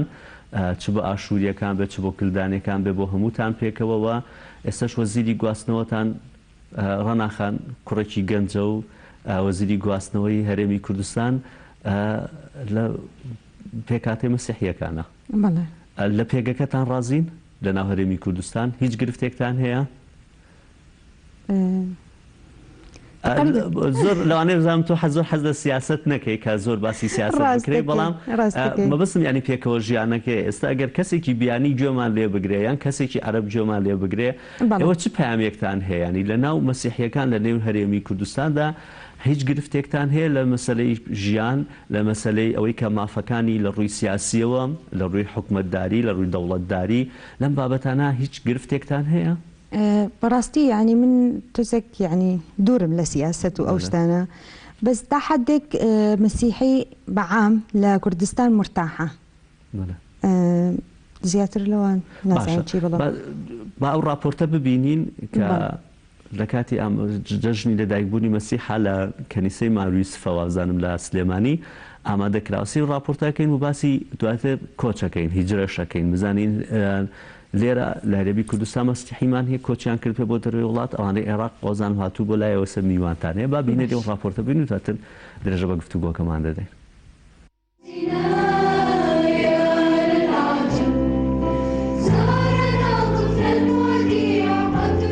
جەژنی لەدایکبوونی حەزرەتی مەسیحا کریستیانەکان لە سلێمانی هاوشێوەی جیهان نوێژی قوداسیان ئەنجامدا نزای پێکەوە ژیان و ئارامی زیاتریان دەکرد لە نوێژی ئەم ساڵدا.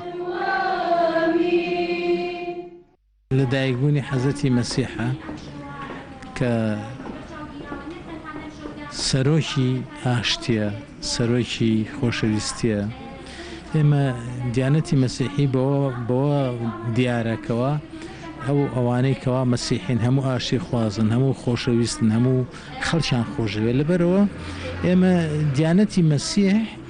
ئەوانەی کە مەسیحین لەگەڵ هەموو قەوم و هەموو دینەکە ئەگونجێن.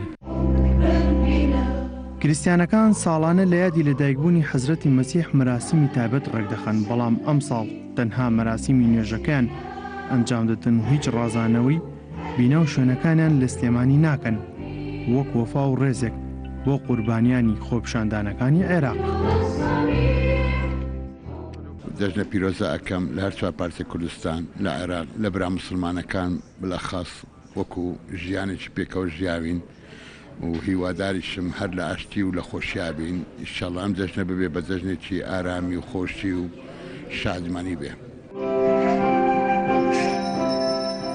هەرێمی کوردستان و شاری سلێمانی مێژووی درودرێژی لەگەڵ تەواوی ئاینزاکان بۆ پێکەوە ژیان هەیە و کریستیانەکان لە سلێمانی دەڵێن هەمیشە بۆ زیاتر ئاشتی و ئارامی پێکەوە دەبن. ئەحمەد ئیسماعیل گەلی کوردستان سلێمانی. بەڵێەوەی کە بینیتان لە سلێمانی بوو لە شوێنەکانی دیکەوەکو پاملێرەکانیشمان ئاماژیان پێیا لە هەولێر لە دوهۆک لە کۆیا لەم شوێنانەی دیکەش بە هەمان شێوە مەراسیم ساز کراوە. مامۆستا هێندەی ئێوە کۆنتاکتان هەبێت لەگەڵ مەسیحیەکانی دیکە لە باشوور و ناوەڕاستی عێراق وەزی ئەوان چۆنە ئێستا ئەوان؟ بەڵێ مەسیحیەکان ئەو مەسیحیانەی کە تاوکو ئێستا لە بەغا ماونەتەوە یاخود لە شارەکانی دیکەی عێراق ماونەتەوە ئەو ئازادی کە لێرە فەراهەم بووە ئەو پێکەوە ژیانەی کە لێرە هەیە لەوێش هەیە بۆ ئەوان؟ بڕوان ناکەم بەو دەرەجەیە وەکو ئەوەی ئێمە وەکو ئەوەی کە لێرە هەیە بڕوان ناکەم لەوێ هەبێ. بەڵێ لێرە تا ئێستا بەریەکەوتنێک هەبووە شتێک هەبووە کە شتێک کەسێک پێی وتبی تۆ مەسیحیت؟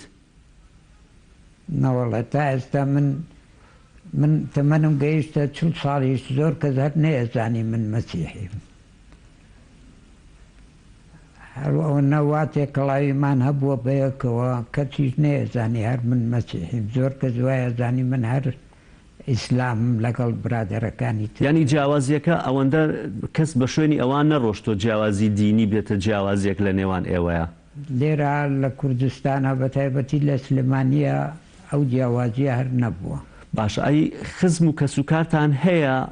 کۆچی کرد بێت لە بۆ نمونە لە هەرێمی کوردستان و ڕۆژ بێ بۆ دەرەوەی وڵات؟ کۆچەکە هەیە بەڵام لە ناو گەنجە مسلمانەکانی شاعر لە ناو گەنجەکانی دیکە هەیە بەڵام ئەمە بەهۆی جیاوازی دینی وای لێ کردووە کە ئەم بتوانێت بڵێ من ناتوانم بژیم دەبێ بچمە دەرەوەی وڵات. نەخێر ئەو کۆچەی کە کراوە لەبەر خاتری جیاوازی ئاین نەبووە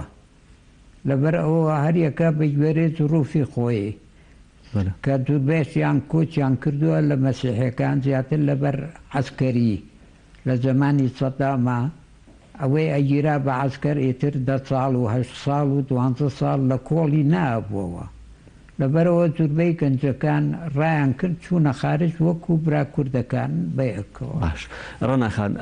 تۆ خۆت گوتت کە تۆ خەڵکی کەرەقوشی ئێستا لێرە لە سلێمانی نیشتەجێن ئەو بابەتە چییە کە وای لێ کردوون ئێوە لە سلێمانی نیشتەجێبن نەگەڕێنەوە بۆ قەرەقوش؟ سلێمانی طبعا ئەمینترە زۆر مرتاحین لێرە مناڵەکانم مرتاحن هیچ کێشەمان نییە یعنی ئێستا من فەرمانبەرم لە دائیرە دەوامەکەم لەگەڵ ڕەفیقاکانم زۆر مرتاحم هیچ کێشەم نییە. ئێستا بۆ نمونە ئەگەر دەرفەتێکت بۆ بڕەخسێت تو دەگەڕێیتەوە بۆ قەرەقوش یان دەتەوێت لە سلێمانی بمێنیتەوە؟ لە سلێمانی لە سلێمانی باش ئەمە بۆ تۆ وایە ینی بابەتەکە بۆ خۆت دەڵێ من حەزەکەم لە سلێمانی نیشتەجێ بم بۆ منداڵەکانت بۆ خزم و کەسوکارەکانت بۆ هەرمووی وایە ینی هەرمویان هەمان نەفسێتیان هەیە دەڵێن لە سلێمانی دەمێنینەوە؟ فعلا ئێستا من کوڕەکەم ئەڵێ من خەڵکی سلێمانیم. بەڵێ چەند ساڵە بێ لە سلێمانی نیشتەجێنەوە؟ تقریبا 10 ساڵ. 10 ساڵە بێهاتوونەتە سلێمانی. ئەی بابەتی هیجرە لای ئێوە تۆ خۆت خزمت کەسوکارت هەیە ئێستا لە ناو مووسڵ و لە بەغدا و لە شوێنەکانی دیکە مەسیحی لێ ماوە؟ لە مووسڵ هەر نییە هەر نەماوە لە مووسڵ بەس کەنیسە و با بڵێن ئەو ڕموزی دینی ماوە بەس خەڵک نەماوە لە مووسڵ بەس لە قەرەقۆش هەیە بەس کەم بۆتەوە خەڵکێکە بۆ هەمووی سەفەری کردووە لەبەر وەزعەکە چوونەتە دەرەوەی وڵات. ئەی هەیەنا هات بێت بۆ هەرێمی کوردستان ینی جگەل لە تۆ خزم و کەسوکاری دیکەشت هەیە؟ با زۆر هەیە بە تایبەتی لە هەولێر لە عینکاوە.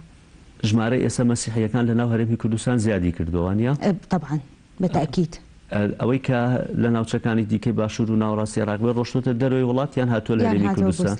لە بەغداش هەمان شێوەیە ینی مەسیحیەکان ژمارەیان کەمیان کردووە لە زۆر کەم. باشە لە راپۆرتەکەش هاوکارمان ئیسماعیل ئاماژەی پیاکە ئێوە تەنها ئەم ساڵ هیچ ئاهەنگێک و بابەتێکی لەو شێوەیەتان نەبووە لە ڕازدادنەوەی زۆرتان نەبووە وەکووە دەربردینی هاوخەمیەک بۆ برا مەسیحیەکانتان لە بەغاو باشوور و ناوەڕاستی عێراق توانین بە شێوەیەکی گشتی بڵێن ئەوان گرفتیان چییە لەوێ کە ئێوە هاوخەمیان بۆ دەرەبڕن؟ طبعا دڵیان خۆشە بێ چونکە ئێمە لەگەڵیان بین هەستی پێ ئەەکەین. ئەخمە بەسم گرفتی ئەوان چییە؟ چ گرفتێکیان هەیە ئەوان لە بەغا و لە مووسڵ؟ یعنی حەزیان لە ژیانی خۆش پڕ لە ئەمان و لە ئاشتی و لە ئارامی بڵێ هەر ئەویان هەیە. مەوەسم ئەوەیە لەوێ ئەوان گرفتی ئاینیان هەیە تاوەکو ئێستا لە بەغا ئەو تو لە مووسڵ نەماون گرفتی ئاینی هەیە؟ بزەبت نازانم یعنی زۆر ئاگات لەوان نییە لە ژیانی ئەوان و لە چۆنێتی بەڕێکردنیان. باش ئەم مودەتەی کە هەیە ئێستا کراوە بە پشوو لە هەرێمی کوردستان ئێوە لەم ماوەیە چی ئەەکەن؟ چی ئەەکەین؟ ئەچینە دەرەوە سەردانی یەکێکەکەین لەگەڵ مناڵەکانمان دانیشین لە ماڵەوە لەوانەیە بۆ نمونە بۆ کەسێکی موسڵمان یا کەسێکی غێر مەسیحی ئەم بۆنێ تەنها وەرگرتنی پشوویەک بێ وکری وەرگرتنی ئیسراحەتێک بێ کە ئیسراحەتێکە کاتیا ماوەیەکی زۆر مەشغوڵی لەوانێت دەوام و خوێندن و ئیشی فەرمانگە ئەومانە بێ ئەی لای ئێوە چۆنا لای ئێوە ئەبێتە دەرفەتێک ینی بۆ دەرفەتی بابەتی دیکەی ئاینیتان هەیە یان تەنها و شەر پشوویەکە وەریەگرن و تاو؟ با مەراسیممان هەیە لە کەنیسا سەری ساڵ ئەم مانگە مانگی یەک با بڵێن بە کوردی نازانم چی بڵێن عید عیماث سید المەسیح دائما يعني ئێمە بەردەوامین لە کەنیسا لە 25 مانگەوە تا یەکی مانگ هەموو ڕۆژێک دەچن بۆ کەنیسا تقریبا هەموو تقریبا يعني یعنی ئەوەی مناسبەتە سەرێکیەکەتان هەبێت شەوی 24 لەسەر 25 مانگەوانە بەڵێ مناسبەیەکی دیکەیەکتان هەیە یان نیتانە بەیانەکەی هەمان بۆ 25 مانگ ئەمڕۆژ هەبوو ساعت 8:30 لە کەنیسەی مەریەم العەذراء بە سابوونکەران ئەی دیکەتان هەیە ڕۆژەکانی دیکەتان ئەبێت بەڵێ بەردەوامە تایەکی یەک بەڵێ هەموو ڕۆژێک 8:30 دەچن بۆ کەنیسا 5:30 دوو ڕۆژ ینی مەسەلەن 25 مانگ و 26 مانگ 8:30 ما باقی ساعت 5:30 ئێوارە 5:30 ئێوارە مەراسیمی تایبەتان دەبێت لێ بەڵێ تایەکی یەک بەڵێ باشە مامۆستا بۆ حکمەی کە تۆ هەندێک تەمەنت بەڕێ کردووە خانەنشینی ئێستا جیاوازی کرا ینی جیاوازی گۆڕانکاری بەسەرە هاتووە لە ڕابردوو کە چۆن چیتان کردووە لە جەژنی لەدایکبوونی مەسیح و جەژنی ساڵی نوێ یان نا هەر بە یەک ڕیتم ئەڕۆن وڵی هەر بە یەک ڕیز ڕوویوە هەر یەک ڕیتمە هیچ نەگۆڕاوەتیە نەوەڵە ئێستا بۆ نمونە ئەم نەوانەی کە دروست بوون زیاتر بابەتی تەکنەلۆجیا ئەم بابەتانە بینن لە دەرۆچی ئەبێمانە گۆڕانکاریان لە نەریتەکانی ئێوە نەکردووە طبعا ئەگەر کردی بێتی عام ئەشتەکە بە نسبەت هەموویەوە یعنی چی گۆڕانکارێک بۆ ئێستا تۆی خۆت لە یادت پێ کاتی خۆی بۆ نمونە چیتان کردو ئێستا نایکەن یان ئێستا چی زیاد کراوە کاتی خۆی نەبووە وڵی ئەوەی کۆن کراوە من بە نسبەت منەوە ئەوەی کۆن خۆشتر بووە بۆ چی بوو کۆن یانێ یادێکی کۆن بووە جاران فەقیری و ئەو ئیمکانیەتی ئێستا نەبووە سینی ئەڕێزێنرا و شت خواردنی خۆشە کراوە ئەو کاتە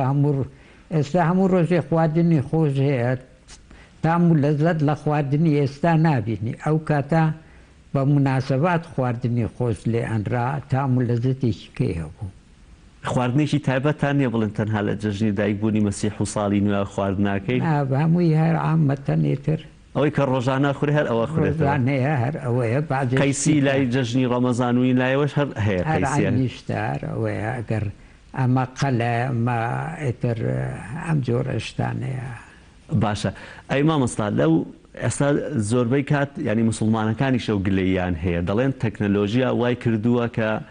ئەو سیلەی ڕەحمەکەم بووەتەوە کەسێک بە نامەیەکی مۆبایل یا بە فەیسبووکێک بە سۆشیال میدیایەک ئەمانە نامەیەکە نێرە سەردانی کەسەکە ناکات لا ئێوەش هەروایە هەروایە هەمان شتە هەمان نەریتە هەمان عادات و تەقالیدا بابەتی کۆمەڵایەتەکانیش ئێوەش کەم بووەتەوە لای ئێوە هەمووی کەم بووەتەوە وەکو جاران نییە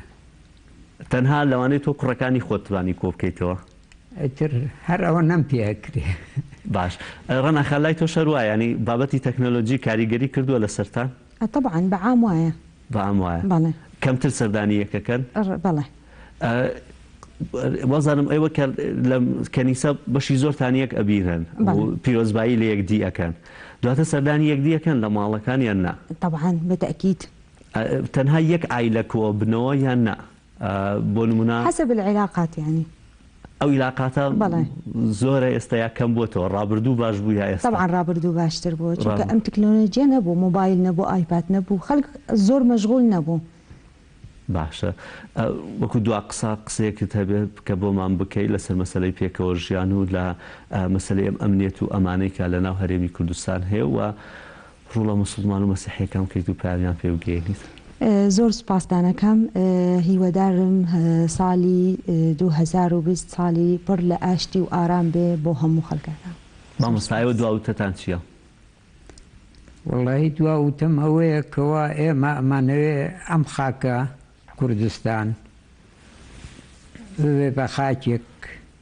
بۆ پێکەوە ژیانی هەموو نەتەوە و ئاین و کەمایەتیەکان و ئەوەتە خوازین کوردستانمان سەرکەوێ و پێشکەوێ و هەموو بەیەکەوە بژین و ژیانێکی خۆش و ئاسوودە بەرینە سەر زۆر سپاس هەر لە جەژن و خۆشییا بن زۆر سپاسدانەکەم. جێگەی شانازیانی لە هەمومان پێکەوە لە هەرێمی کوردستان من وەکو کاکەی یەک ئێوەکو مەسیحیەک ڕە مسلمانەکانمان هەمووی پێکەوە جیاوازی ئەو دینەمان نەبووە، جیاوازێک نەبووە کە لە ئاستی ئەوە بێکە بڵێن تۆ مسلمانی یا من کاکەیم یا تۆ مەسیحیت، ئەم بابەتە نەبووە لەخوا بەزیابێت لە هەرێمی کوردستان. ئەمە شانازێکی گەورەیە، هەمیشە ئەم پێکەوە ژیان و ئەم ڕوحەتی پێکەوە ژیانی هیواداری لە هەرێمی کوردستان بەردەوام بێت و کوردستانمان ئاوادان و گەشاوەتر و ئەمنیەتتر بێت. زۆر سپاس بۆ یەکە لە بەڕێزان ڕەنا سەمعان فەرمانبەر و دیزاینەر و بەڕێز لەتیف بۆڵس مامۆستای خانشین کراو. زۆر سپاس بۆم تەوەری بەرنامەکە کە لەگەڵمانە بوون. زۆر سپاس بۆی کە تاوەکو ئێستا بینەرمان بوون. زۆر سپاس بۆ هاوکارانم بڕگە و بابەتەکانی بەرنامەیەم ڕۆمان پێشکەشکردن تا بەرنامەیەکی دیکە هەشاد بن و خواتان لەگەڵ.